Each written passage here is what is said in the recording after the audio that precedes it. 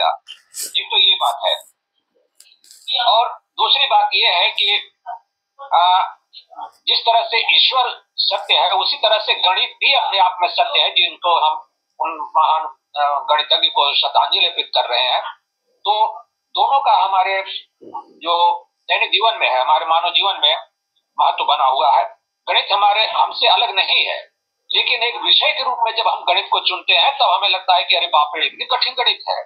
लेकिन आज कौन सा डेट है, हमें कितने पैसे मिले हैं, हमें कितना खर्च करना है, हमें कितना बचाना है, कितने किलोमीटर दूर जाना है, तो ये सब जीवन में गणित है।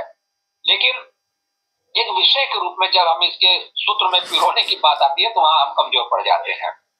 तो इन सब बातों को लेकर के हम नकारात्मक कब सोचते हैं और क्यों सोचने को मजबूर होते हैं, ये कुछ बातें हैं जो हम समझना चाहेंगे। धन्यवाद। प्रश्न है कि सब कुछ सत्य होते हुए भी हम असत्य मार्ग क्यों अपना लेते हैं। विषय लगभग ऐसा ही है। सीधी सी बात है कि जिसका ज्ञान नहीं होता तो ज्ञानवश हम उसे अपने अनुसार ले लेते हैं। पिता ने गाड़ी लाई, नई नई गाड़ी लेके आई, और बेटा जो है वो गाड़ी चलाना नहीं जानता है, तो वो चाबी उठा के गाड़ी चलाता है, तो क्या होता है उसका? गाड़ी का दोष है, पिता का दोष है, या बच्चे का दोष है? नहीं, तीनों का दोष नहीं है। गाड़ी अपनी जगह खड़ी है, पिता को मालूम है कि मैं गाड़ी लाया हूं, मैं चला रहा हूं। बच्चे के अंदर उत्सुकता थी, उस पर इतना ज्ञान नहीं था कि मैं इसमें निपुण नहीं हूं, मुझे ज्ञान नहीं है। अज्ञानवश से चलाता तो एक्सीडेंट मार देता है। तो जब भी मेरा किसी से मतभेद है तो मुझे स्वयं से समझना है कि मैं कहीं अज्ञान तो नहीं हूं, उसकी बात को समझना है।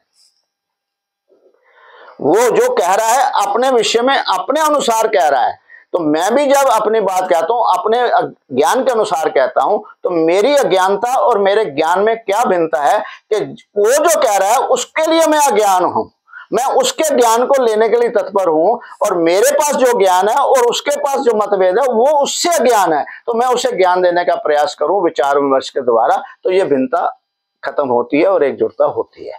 मगर इसके अंदर सब्र चाहिए, संतोष चाहिए, सरलता चाहिए, सहयोग चाहिए। इसके अंदर स्वयं को पहले स्वीकार करने के लिए चाहिए।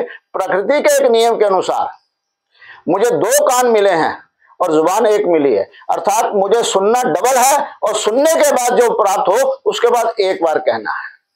तो प्रकृति के मेरे शरीर सब कुछ मुझे बताता है, उसी प्रकार मैं बोलने में तत्पर रहता हूं, सुनने के लिए नहीं रहता। तो वहीं पे झगड़ा या विचार विमर्श होता। तो ज्ञान जो है टीवी के अंदर, अभी जैसे बताया गया कि टीवी के अंदर बहुत कुछ है, मगर उसका रिमोट तो मेरे हाथ में है।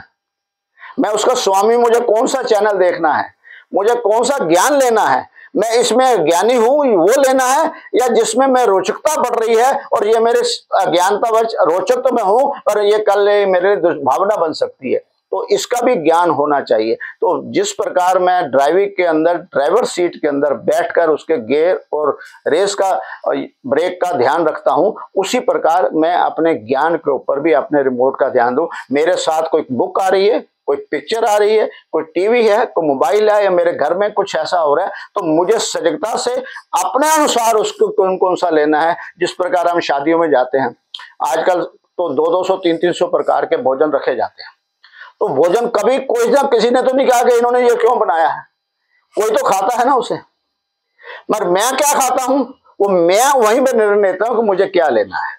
तो सृष्टि में क्या है वो उसमें से मुझे चयन करना है कि मेरे लिए कौन सा उपयोगी है और मुझे क्या चाहिए और कितना चाहिए, ये मुझे ज्ञान होना चाहिए। तो मेरा शरीर भी स्वस्थ रहता है, मानसिक रूप से स्वस्थ रहता है, और मैं सहयोगी बनता हूं विश्व निर्माण के लिए, समाज निर्माण के लिए। ये मेरी भिन्नता, कोई मेरे पर से कोई भिन्नता हो ये उसका विचार है, मगर मैं किसी से भिन्न नहीं हूं, उसके विचार से भिन्नता नहीं हूं, मैं ग्रहण करूंगा। ये विचार का स्वामी मैं हूं, मुझे अपने को ऊपर रहना है, तो मेरे लिए सृष्टि एक हो जाएगी, दूसरे के दूसरे लिए होगी। और ऐसे अगर हम विचार देते रहेंगे तो सृष्टि में जितना मानव एक हो सकता है। आनंद आनंद आनंद। जी सत्येंद्र त्यागी जी, आरजेएस टीवीएस के मंच पे आपके सवाल